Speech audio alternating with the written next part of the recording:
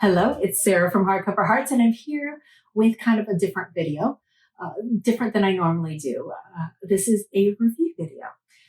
Now, I don't usually do single standalone reviews just because I do kind of my week of reading wrap-up reviews and kind of give little synopses and impressions and thoughts in those videos. But every once in a while, a book will come out that has me still thinking, still pondering, and I feel like there's something that I've seen in the book that I don't see registered as much, or maybe not in the channels that I'm watching. And such is the case with this book. This is Patsy by Nicole Dennis-Benn. This one was published in 2019, and it's her second book. Her first book I read, which was Here Comes the Sun, and it was a debut that won a ton of buzz and some really good awards, including the Lando Award, and was the New York Times notable book, one of the notable books of that year. She's very interesting. I follow her on Instagram, have for a few years, and she lives in Brooklyn with her wife. She got her degree from Cornell, then went on to get a master's in public health, then went on to get a creative writing MFA. She's currently a lecturer at Princeton for writing. So she's just really interesting. I really liked Here Comes the Sun, so I had high hopes. And then this was in the Book 2 prize, and it was everywhere. Everyone was talking about it. And what they were talking about specifically was how upset and raging they were at our titular character, Patsy. Now, I love complex women. That's one of the themes. I always want to read about complex women, difficult women, women who buck trends and go out on their own. So I already felt like this was going to be a book that was going to be in my wheelhouse. The story is about Patsy, who is a Jamaican woman. We open the book with her being excited about having an opportunity to get a visa. And so this is her second time trying to get a visa to the United States. And she's preparing for the conversation with the officer to see if she can get in. And she's has done her research, thinks she finally figured out how to get this visa.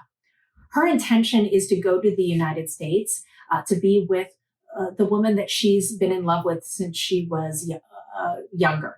Cicely, her love, has moved to New York, and she has a fake marriage with Marcus for papers. And so she just got a letter from Cicely, and this is it, that she's going to go see her.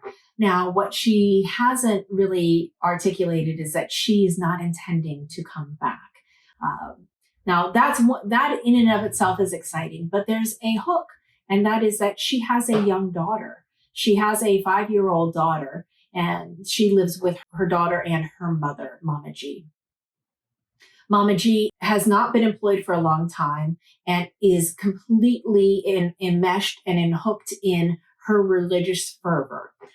Jesus is everything. God is everything. And she is a little divorced from reality.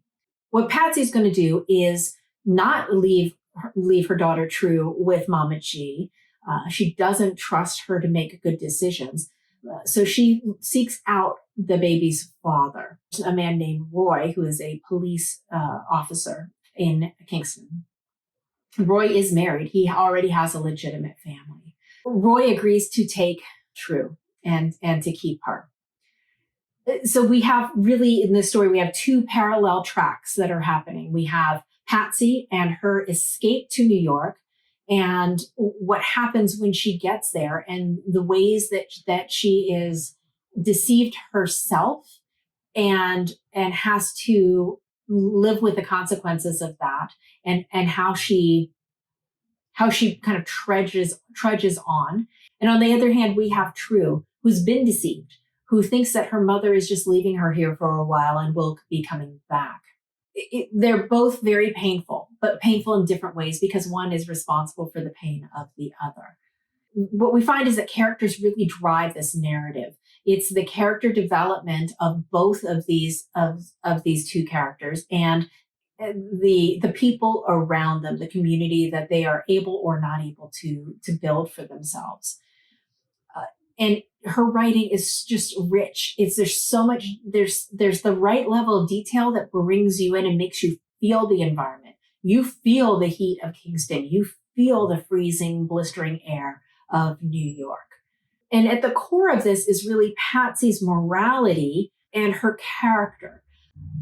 What is she shedding in order to be free? She cannot be free as a lesbian as a woman who loves women in Jamaica. It's not only because of her mother's religious upbringing, but also just societally. It's just not possible for her. And so, she's trying to be free. She's shedding, and what does that mean to her character? What is the cost to her? She pushes forward. She pushes forward in her life, but she has disappointment after disappointment. And the irony is how small her life gets. She went to New York to open her horizons and to have this wonderful life, but her life in actuality becomes narrower and narrower as we go through the years. And true, she just feels like an outsider, as the person who has problems trusting, is always the afterthought. And it's her coming of age and her gender identity and her identity at all, as kind of the illegitimate child in this family, and knowing that there's something that's lacking, and that hole that creates in her as she's growing up. So I'm about to go into some spoiler territory, and this is kind of crucial to the conversation. So if you have not read the book, then this might be the time to bow out.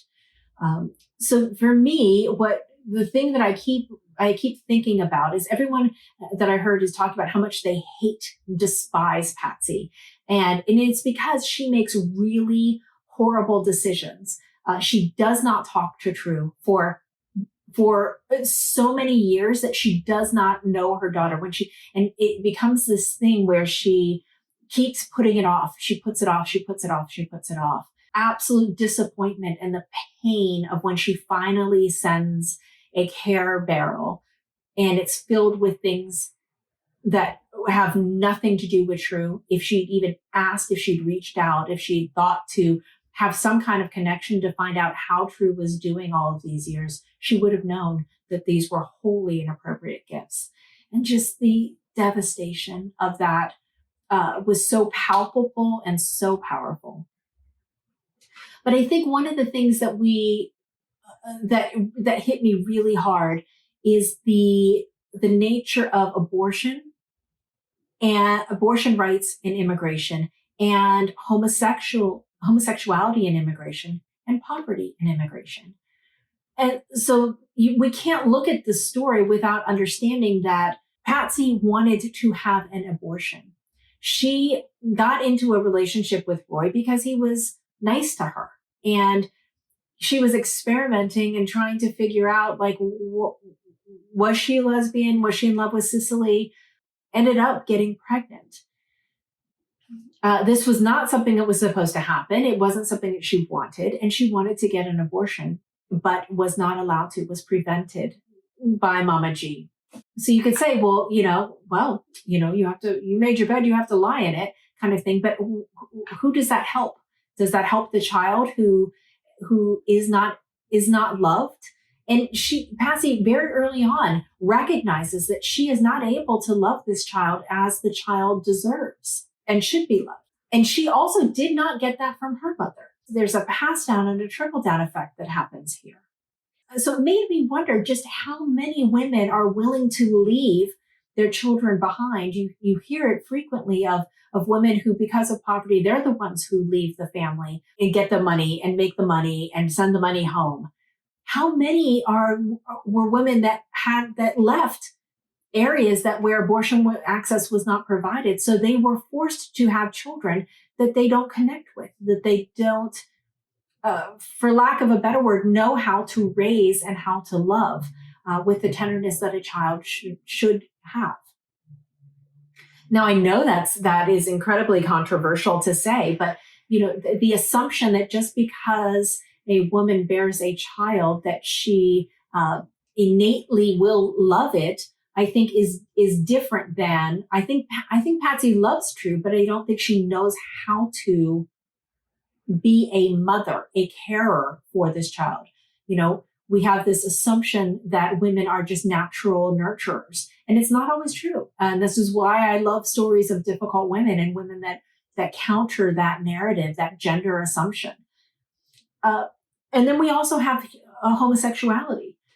She's not able to be herself. She's not able to love and what does that do to someone when you are unable to love the people that you love, and to express that? It's not a luxury, it's a necessity to be able to express yourself sexually and to feel and share love. So the need for her to escape to a place where she can makes sense.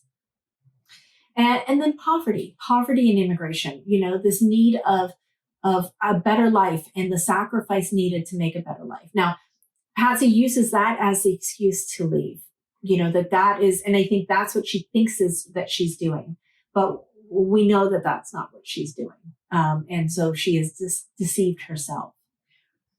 I think that it's a very hard book to read. And I'm not make no mistake, I am not letting Patsy off the hook. What she did was just from a kindness perspective, from a human perspective, to not confront and not communicate with True because of her inability to deal with what she'd done was not right. And True paid that price without a doubt. But I think Patsy also paid a price for that. And it limited her ability to truly live her life until they were reunited.